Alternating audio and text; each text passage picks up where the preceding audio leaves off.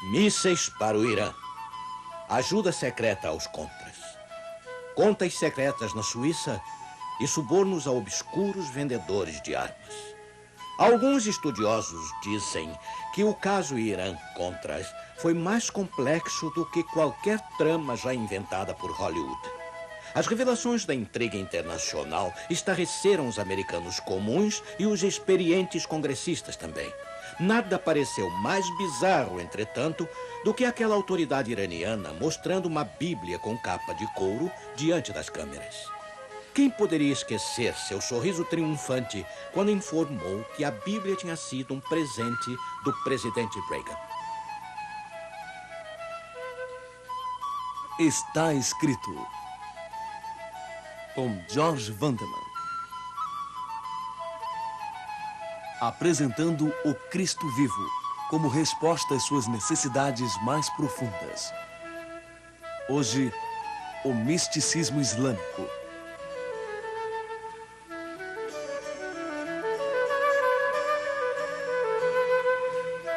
A princípio, a Casa Branca disfarçou a jactância iraniana sobre aquela Bíblia, mas depois o porta-voz do presidente confirmou. De fato, em outubro de 1986, o presidente Reagan tinha mandado a Bíblia a eles como demonstração de boa vontade. E lá no Salão Oval, antes de assiná-la, o presidente escreveu o seguinte versículo do apóstolo Paulo, encontrado em Gálatas, capítulo 3, versículo 8. Ora, tendo a Escritura previsto que Deus havia de justificar pela fé os gentios, anunciou primeiro o evangelho a Abraão, dizendo: todas as nações serão benditas em ti.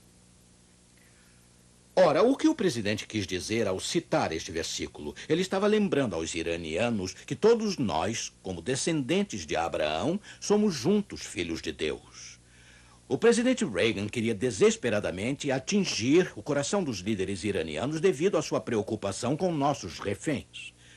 Os nossos líderes teriam agido de modo diferente se pudessem prever que a iniciativa do Irã iria sair errada. Mas certamente devemos todos aplaudir o seu desejo de alcançar um entendimento entre muçulmanos, cristãos e judeus. Embora possa parecer difícil de acreditar, todas as três religiões têm como ancestral o mesmo Abraão. E cada grupo estava representado em Camp David durante aquelas discussões de paz em 1978. O líder egípcio Sadat era muçulmano. O primeiro-ministro israelense, primeiro-ministro Begin, era judeu, é claro. E o presidente americano Carter representava o cristianismo. De vez em quando, em Camp David, os líderes acabavam falando sobre religião entre eles. O presidente Carter, em seu livro O Sangue de Abraão, lembra que Sadat parecia especialmente ansioso pelo diálogo espiritual. Com frequência, o líder árabe mencionou seu plano de construir uma capela no Monte Sinai para que os fiéis dos três grupos religiosos pudessem cultuar juntos. Sadat expressou a alegria em que muçulmanos, judeus e cristãos partilhassem do mesmo sangue de Abraão. Mas Begin pareceu um tanto embaraçado com essa ideia. Foi o que Carter observou.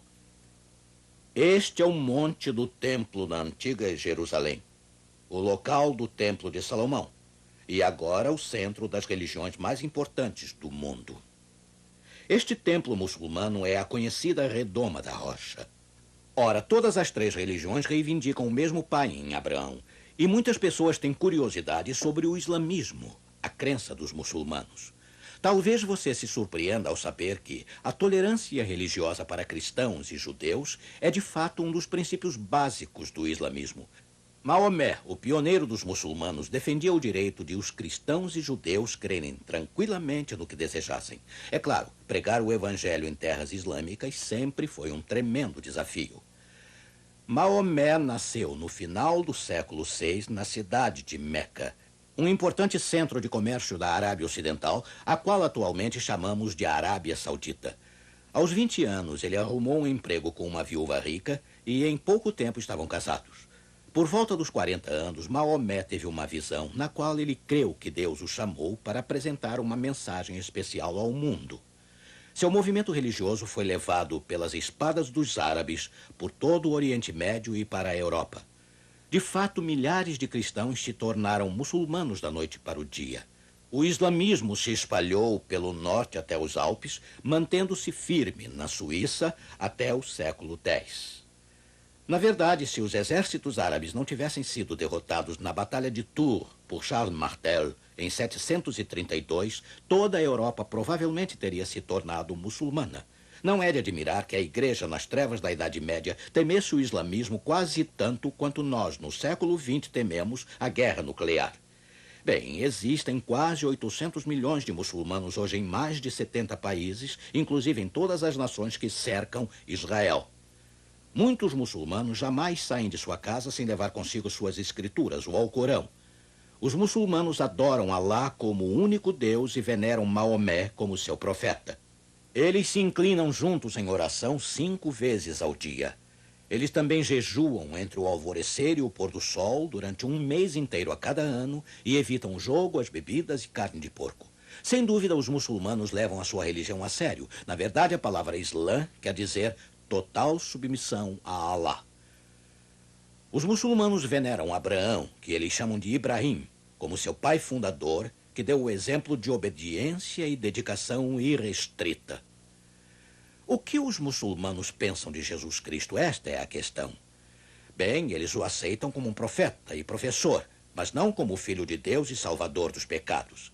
Assim como muitos devotos enganados ao redor do mundo, eles acreditam que podem se salvar por suas próprias boas obras.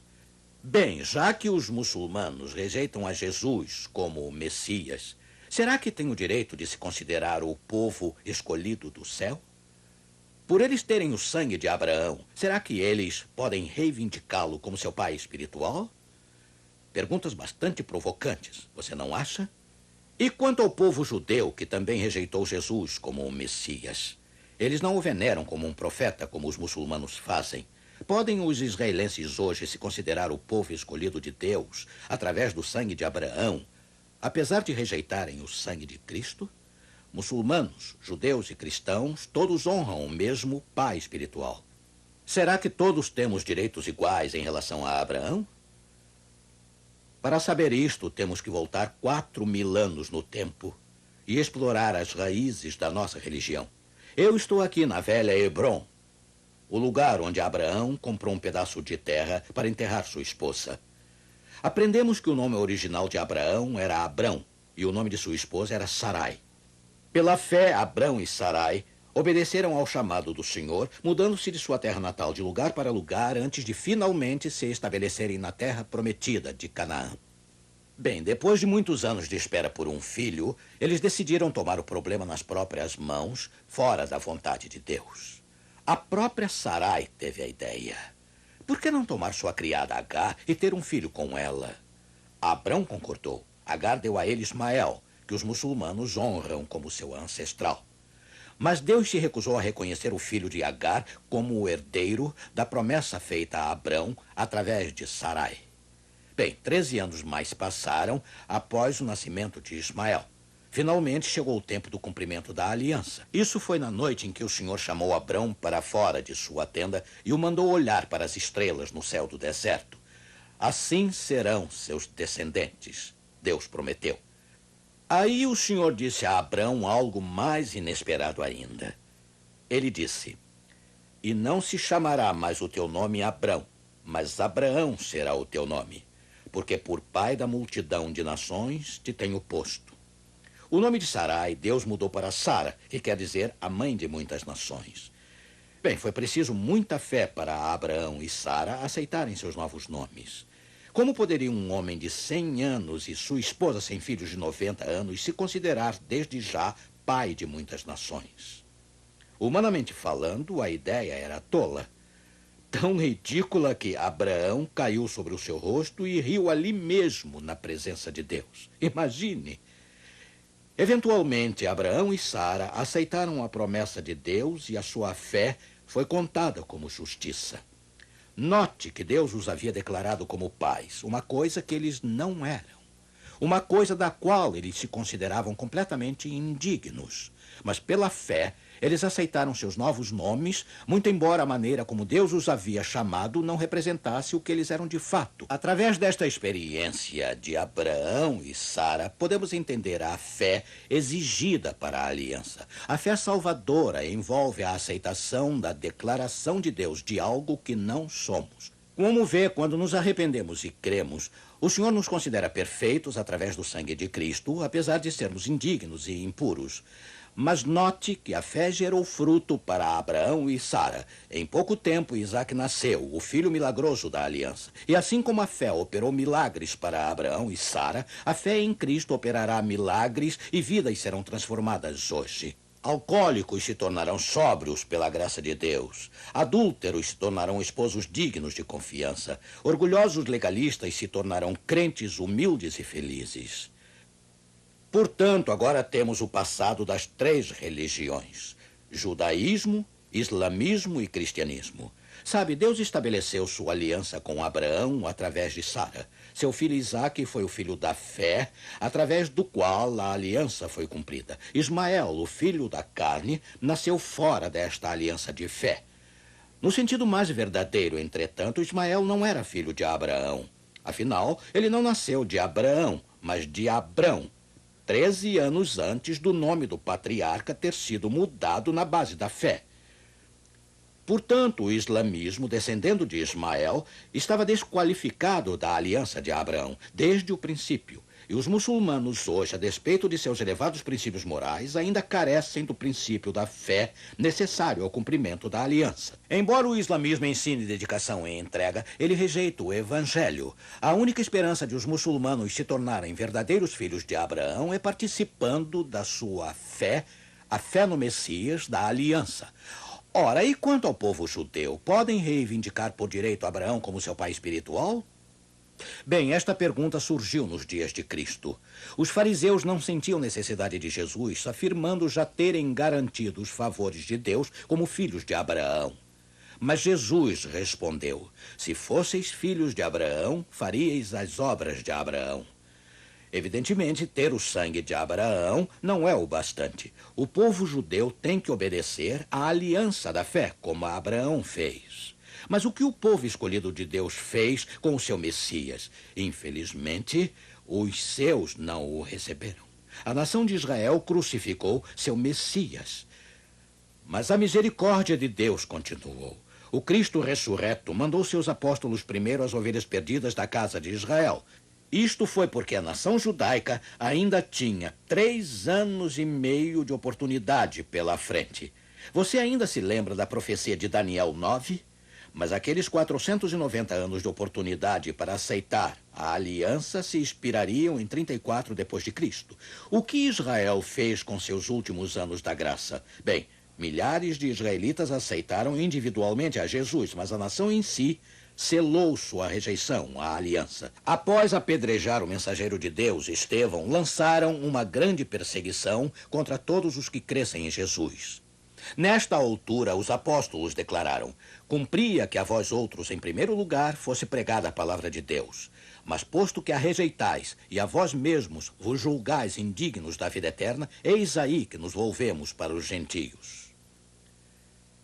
Bem, Jesus tinha alertado os líderes judeus de que isso aconteceria. Mateus 24:43 diz: o reino de Deus vos será tirado e será entregue a um povo que lhe produza os respectivos frutos. De modo que as promessas da aliança foram tiradas da nação de Israel e dadas à igreja cristã.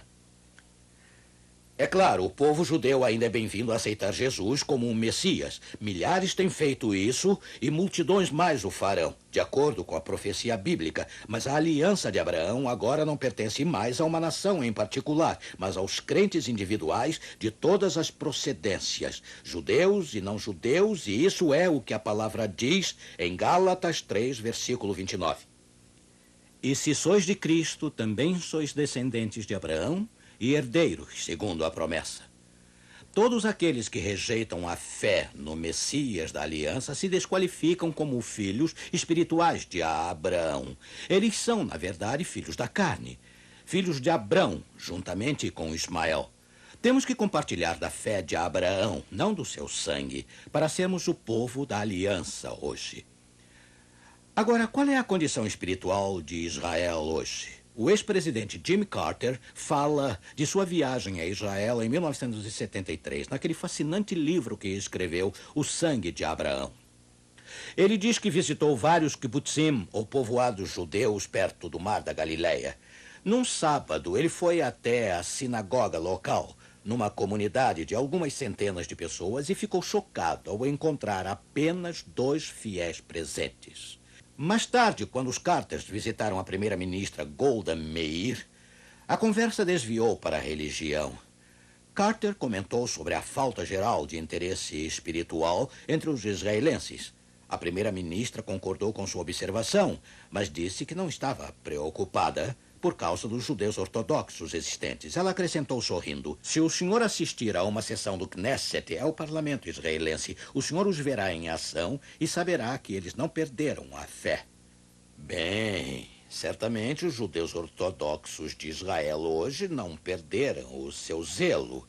Mas você chamaria isso de fé? Fé no Messias da aliança? Sabe, se você alugar um carro e for com ele às partes ultra-ortodoxas de Jerusalém no sábado, pode ser perigoso para a sua saúde. Os moradores de lá têm o hábito de atirar pedras nos carros, cujos motoristas eles julguem estar quebrando o dia santo de Deus. E lembramos que 2000 anos atrás, zelosos guardadores do sábado, naquela mesma cidade, crucificaram Jesus pela mesma razão. Você sabe o que aconteceu. Jesus se proclamou o Senhor do sábado. Mateus 12, versículo 8, nos diz isso, mas a tradição religiosa havia colocado tantos fardos de exigências sobre o sábado que Cristo se achava em contínuo conflito sobre o modo como ele honrava o sábado. Esta disputa sobre o sábado terminou finalmente na cruz, quando Israel rejeitou seu Messias. Podemos tirar uma importante lição do erro fatal deles nisto: o zelo religioso não nos qualifica para a salvação. A moralidade sem a fé da aliança resulta em legalismo. Devemos concluir tristemente que pouca coisa mudou em Israel desde aquele dia em que Jesus chorou pela impenitente Jerusalém e pronunciou esta triste frase encontrada em Mateus 23, versículo 38. Eis que a vossa casa vos ficará deserta. Muitos cristãos hoje apontam para a nação de Israel como um milagre divino.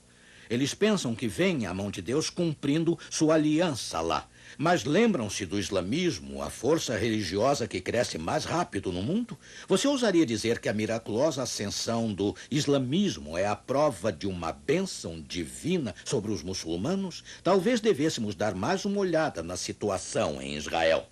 Não é exatamente uma terra onde mana leite e mel. Paz e prosperidade são estranhas lá. Israel vem lutando com níveis de inflação de várias centenas por cento.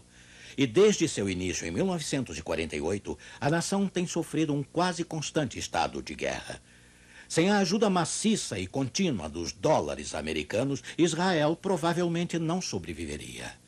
Algo está claramente errado. Deus não luta pelos israelenses como ele fazia na época do Velho Testamento. Mais grave, entretanto, do que qualquer outra coisa em Israel é a atitude religiosa. Os convertidos a Cristo são tratados como traidores ou são até perseguidos. O governo desencoraja o evangelismo. Mas, por alguma razão, os cristãos americanos não se preocupam muito com isso. Será que nos tornamos cegos pela política pró-Israel? Segundo o editor de Missões Evangélicas Trimestrais, é perigosamente possível estar tão enamorados pela terra de Israel e estar tão empolgados pela causa de Israel que podemos esquecer a desesperada cegueira espiritual que domina Israel hoje? Sim, quando muitos líderes de igreja americanos viajam para lá, eles mostram pouco interesse pelas condições espirituais de Israel. E eles ignoram ou mesmo evitam o grupinho de crentes que lutam aqui. Por quê? Porque, sem dúvida alguma, coisa está errada com o entendimento popular da profecia bíblica. De algum modo, temos que nos aperceber que a esperança de Israel hoje não é a exploração militar, não é reconstruir seu templo perdido para prepararmos para o duelo no Armagedon. A única esperança deles é o arrependimento, é a fé no Messias. E a mesma salvação em Jesus Cristo está igualmente disponível aos muçulmanos, budistas, comunistas e aos demais. A todos nós, de fato. Oh, diga-me, amigo, você tomou sua decisão pessoal do lado do Senhor Jesus Cristo como seu Salvador para segui-lo como seu Senhor? A paz de Cristo em seu coração mudará a sua vida. O mesmo poder da fé, da aliança que transformou Abraão e Sara, fará o milagre de lhe dar a vitória sobre o pecado. Conta-se a história de um novo cristão cuja fé na Bíblia estava sendo desafiada por seus antigos colegas de copo. Não acreditamos que Jesus transformou água em vinho, zombaram. Como é que você sabe se esse milagre realmente aconteceu? Bem, por um momento, o novo crente pensou o que dizer. E aí disse em voz baixa: eu admito que não posso provar se Jesus transformou água em vinho 2000 anos atrás, mas eu posso lhes garantir isto. Na minha casa, ele transformou a minha caixa de cerveja em alimento e roupas para minha família. Louvado seja Deus. Ele pode operar milagres em seu coração e em seu lar através do poder do Senhor Jesus Cristo. Ouçam os arautos do rei entoar este hino tão apropriado para o programa de hoje, apropriado para o momento em que vivemos. Meu Senhor, quando penso em teu amor por mim, não o posso entender nem explicar-lo, sei, pecador sem valor.